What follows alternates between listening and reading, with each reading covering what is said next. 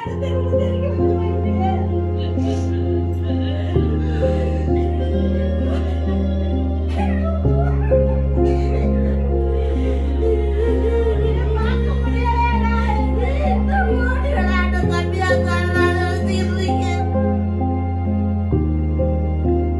யானை கூட்டம் படத்தின் மூலம் இயக்குநராக அறிமுகமான விக்ரம் சுகுமாரன் நேற்று மதுரைக்கு சென்று தயாரிப்பாளர் ஒருவரிடம் தனது அடுத்த படத்துக்கான கதையை சொல்லிவிட்டு பேருந்தில் ஊர் திரும்பும் போது அவருக்கு திடீரென மாரடைப்பு ஏற்பட்டு காலமானார்.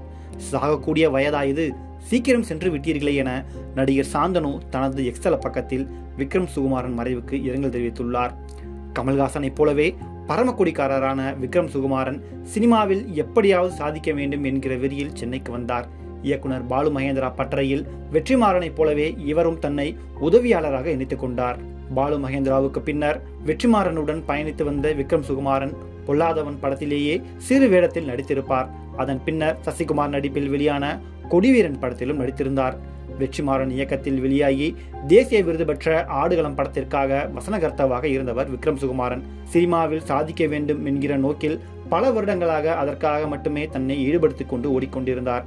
கடந்த 2013ஆம் ஆண்டு கதிர் ஓவியா நடிப்பில் வெளியான மத யானை கூட்டம் படத்தின் மூலம் இயக்குநராக மாறிய விக்ரம் சுகுமாரனுக்கு அந்த படத்தின் மூலம் பாராட்டுகள் கிடைத்தாலும் பெரிதாக பட வாய்ப்புகள் அமையவில்லை.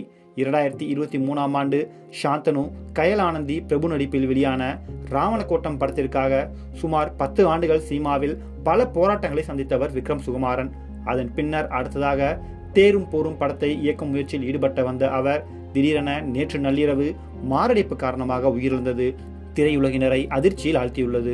திருவள்ளூர் மாவட்டம் செங்குன்றத்தில் வசித்து வந்த விக்ரம் சுகுமாரன் மதுரைக்கு சென்று தயாரிப்பாளர் ஒருவரிடம் தனது அடுத்த படத்திற்காக கதையை சொல்லிவிட்டு மீண்டும் சென்னைக்கு திரும்பி கொண்டிருந்த நிலையில் அவருக்கு நேற்று நள்ளிரவு திடீரென மாரடைப்பு ஏற்பட்டது.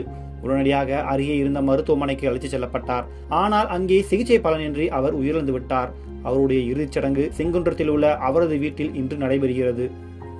நடிகர் சாந்தனுவை வைத்து கடைசியாக ராவணக்கோட்டம் படத்தை விக்ரம் சுகுமாரன் இயக்கியிருந்தார். விக்ரம் சுகுமாரனின் வழிகளையும் திறமைகளையும் நன்கு அறிந்து வைத்திருந்தார் சாந்தனு. உங்களிடம் இருந்து நிறைய பாடங்களை கற்றிருக்கிறேன், என்றைக்கும் உங்களை மறக்க மாட்டேன், அவ்வளவு அவசரம் ஏன், உங்கள் ஆன்மா சாந்தி அடையட்டும் என சாந்தனு தனது எக்ஸ்தல பக்கத்தில் விக்ரம் சுகுமாரனின் ராவணக்கோட்டம் படத்தில் பணியாற்ற புகைப்படங்களை வெளியிட்டு இரங்கல் தெரிவித்துள்ளார். நடிகர் கதிர், இயக்குனர் வெற்றிமாறன் உள்ளிட்ட பலரும் விக்ரம் சுகுமாரனுக்கு இறுதி அஞ்சலி செலுத்த உள்ளனர். தொடர்ந்து மாரடைப்பு காரணமாக 40-50 வயதுக்குள்ளேயே சினிமா பிரபலங்கள் பலரும் உயிரிழந்து வரும் சோகம் தற்போது தொடர்ந்து வருகிறது. விக்ரம் சுகுமாரின் உடலை பார்த்த அவரது குடும்பத்தினர் கதறி அழுது வருகின்றனர். இது அங்கிருப்போரை மிகவும் சோகத்தில் ஆழ்த்தியுள்ளது.